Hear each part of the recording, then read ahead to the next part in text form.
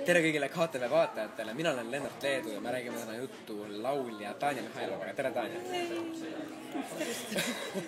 Räägi meile, kuidas sul läheb? Räägi meile oma viimastest tegemistest.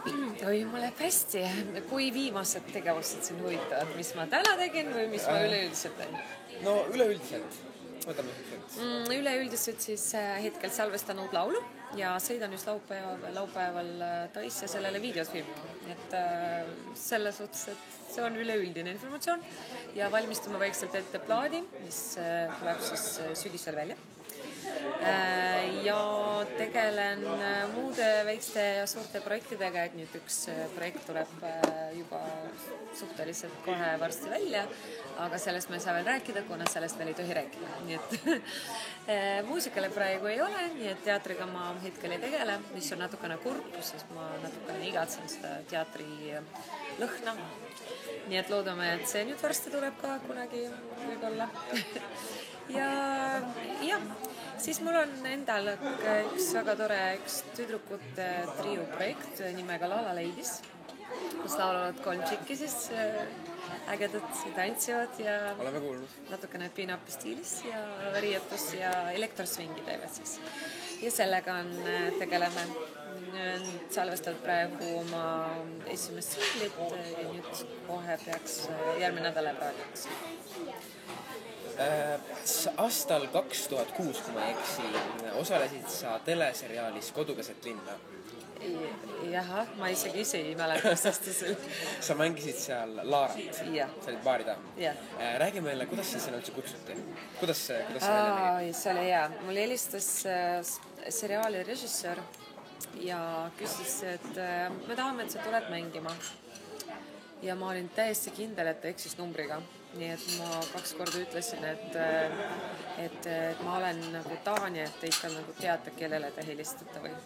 Siis ta ikkagi teadis, kellele ta helistas ja niimoodi kutsus ja tegelikult minu roll oli kirjutatud niimoodi, et ma oleks pidanud olema seriaalis 1 kuu, mängima nüüd 1 kuu.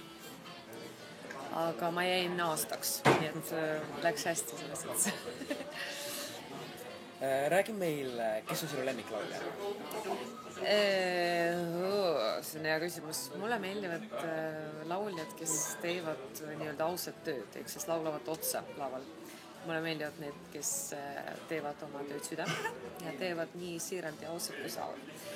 Ehk siis, kui võtta nüüd Eesti mastaabis, siis meil on õnneks, meil on üksikud, kes ei laula otsa. Tõesti nagu väga väike protsent. Ja enamus ikka teevad ikka väga hästi. Et Eestis mulle meeldivad, kõik on ju sõbrad, nagu halb rääkida niimoodi, sina meeldid, sina mitte. Nüüd on kellega ma nüüd tihedalt koostööd teen. Nüüd me ühes bändis lauleme, bändi nimi on Swingers, seal käivad siis Mikk Saar ja Birgit Õigemeel ja Taukar ja Taukariga saame hästi läbi, mulle meeldib tema karisma laval ja Birgit laulab väga hästi, mulle meeldib, kuidas laulab Maarja, mulle meeldib Koidu mitmekülgsus, mulle meeldib Tanel, mulle meeldivad päris paljud Eestis. Kui nüüd võtta maailma mastaabis, siis loomulikult Beyoncé, sest esiteks sellised inimesi, kes laulavad ja tantsivad samal ajal on vähe. Mulle meeldib Tina Turner just nende samade asjade tõttu, et tema lavaline energia on väga äge. Mulle meeldib Pink. Ühesõnaga, mulle meeldib paljud. Madonna mul ka meeldib. Et ütlemegi nii, et jah, mulle meeldivad need inimesed, kes laulavad siis otsa. Milline on sinu esinemistest olnud sinu kõige lemmikum? No. Vist kõige lemmikum on see too välja. Mul on päris palju huvitavad esinemisi olnud elu jooksul. Mul on olnud esinemisi ka 3 inimesele ja olnud ka 1000-tele. Sest Eurovisiooni lava oli päris suur ja mastaab oli suur. Ja kõige värskem on selle aasta Eesti Laulu finaali esinemine. Sest Eestis suurtel lavadel esineda on selles raske, et meil neid kontserte väga palju ei ole, nii et iga kord, kui meile selline võimalus olemas, siis ma naudin täiega, et on midagi ette valmistada, on vaja lavastada koreograafiat, on vaja tantsijatega proove teha, on vaja mõelda, mis kostüümid tulevad selga, on vaja neid otsida, viia õmblejale ja siis, kui on vaja midagi juurde õmmelda, on vaja ehtet juurde vaadata, on vaja leppida kokku kuskil jalanõud saada, et see on kõik see, millega ma igapäevaselt ise tegelen. Aga muidu mulle meeldivad igasugu esimest, mulle meeldib vahepeal väga intiimsed, et inimesi ei ole palju, akustiline kava ja me saame rääkida juttu inimestega, nad saavad midagi küsida, kui neid midagi huvitab ja meeldivad ka sellised bändiga esinemised, mulle meeldib, kui inimesed tantsivad, mulle meeldib vahepeal pulmades esineda, sellepärast et inimestel on nii tore päev, võib-olla üks kord elus, nii et sellest on tore vaadata, et nad naudivad. Ütleme nii, et ma hinges olengi meelelahutaja ja mulle meeldivad kõik asjad, mis on seotud esinemistega.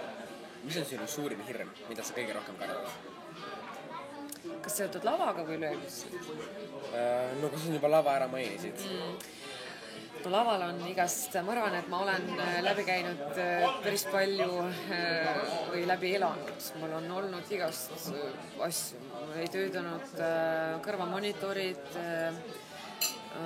mikrofonid, on kostüümid kukkunud, läinud katki, kontsad ära tulnud. Kõike, mis võib põhimõtteliselt mõelda, ma olen kukkunud, komistanud, koperdanud.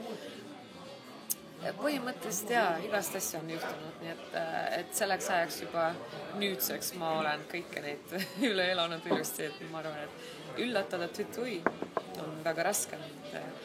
Aga sellist nagu hirmu ei ole, mul on alati närv on suur sees enne, kui ma lähen lavale, et juba siis, kui astud peale, siis on kõik hästi, aga Eurovisiooni ajal ma mäletan, seal oli 1000 asja, küll kukuvad asjad välja, sest et mul oli kõhu peal oli 2 vastuvõtjat, mis oli nagu spetsiaalselt õmmeldud vöö küljes, mis oli üks vastuvõtja oli siis peamikrofoni ja teine kõrvamonitorid oma. Nii et oli vaja õmmelda kleiti, et ei oleks neid näha ilusti, eriti.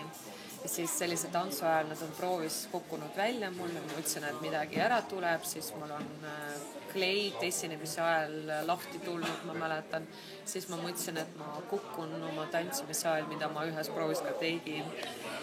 Siis meil oli probleem tehniline, et minu kõrvades siis lugu tuli väikse kajaga, et ma ei saanud rütmist aru enam. Et põhimõtteliselt kõik sellised mini-probleemid on alati hirmsad. Aga siin ma olen, siiamaani sain hakkama. Kui tihti sa annad intervjuusid? Viimasel ajal mitte eriti tihti. No nüüd täna kuidagi tuli välja, et päris mitu ühe päeva peale. Ma räägin siis selliseid suuremaid intervjuusid, et kui mingisugused kindlad teemad räägime sellest, siis ma annan, aga suuremaid intervjuud ma väga tihti annan, kuna mul ei tule nii palju nii-öelda huvitavaid suuri asju elus, milles ma pean rääkima, sest et kuna niikuinii juba kõike suhteliselt küsitud juba siiamaani minu elus, siis nüüd kajastatakse seda, mis mul hetkel toimub ja kui suurt projekti ei tule, siis põhimõtteliselt sa räägidki mingil teemal. Sellist intervjuud, nagu ma teile annan, ma viimasel ajal andsin jaanuari lõpus, et üleüldiselt, kuidas läheb või nii.